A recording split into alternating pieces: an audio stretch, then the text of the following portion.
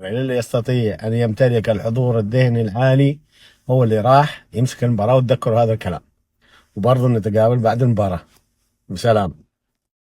مبروك للاتحادية، مبروك مباراة الدوري، مباراة الدوري وهدف الدوري ان شاء الله باذن الله. بإذن الله. هذا هدف عوار، هدف الدوري. هذه المباراة ناخذ مرجلة، والله لا فيها فنيات ولا شيء، لكن فيها مرجلة لعيبة وبس. مباراة رومونتادا من 2-0 إلى 3-2.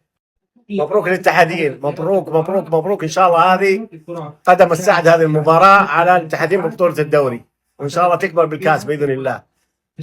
نبغى دعس يعني الحكم فني زائد، يعني أكثر من كذا، يعني تدعس بنزين حقيقي يعني.